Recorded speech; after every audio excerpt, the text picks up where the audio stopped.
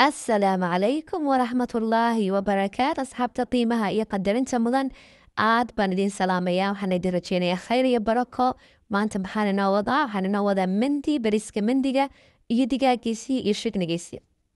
haddaba daawasho haboon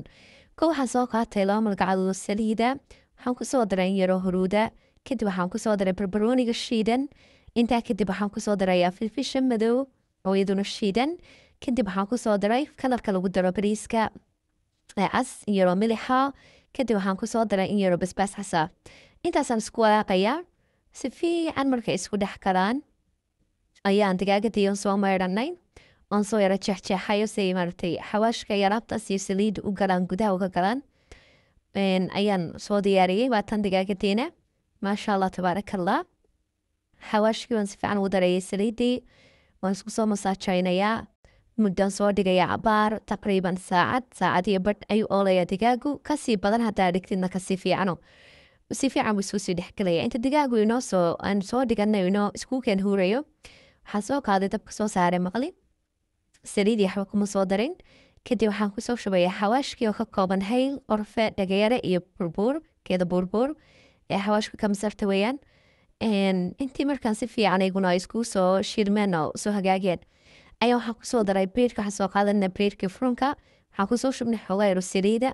si fiican ban hareeraha uga marana si aan bariiska maadaamana bariiska soo karinay halka ku karinayno furunka ku karinayno aanu bariisku inagaga dhegdhegin xawaashi waanka kusoo shubay 2 koob iyo badh bariisaan kusoo shuban soo dhaqay kadib waxaan dusha kaga soo darayaa maaji ama maraq digaag ama jumbo bas aad u taqaanid intaa kadib waxaan soo qaadanayaa kabsar caleen kabsartii baan kusoo daray waxaan kusoo daray malgacad badhara saliid waad ku dari kartaa halkaa badharka sixin haddaa haysatid waxaa la dujeceshay ama markaa adiga kugu yaala xaba ma diidayo intaa kadib waxaan kusoo daray yaro kaamuuna iyo yaro milixa xabad basbaasaan kusoo dhex riday kadibna waxaan soo qaatay biyaan hore u soo kariyey oo 3 koob iyaguna bariiska dhakada kaga soo shubay kadib waxaan soo qaadanayaa birta saare waxaan rabaa inaan digaag ka saaro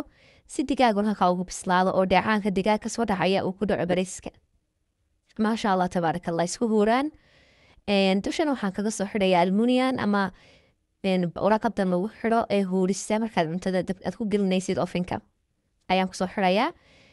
taqriiban saacad iyo waxyar buu kusoo jirayaa dabka koriyo hoos baan uga shiday 200 waan gaarsiiyey maasha allah tabaaraka allah barisanina bacaadihin baa kasoo baxaya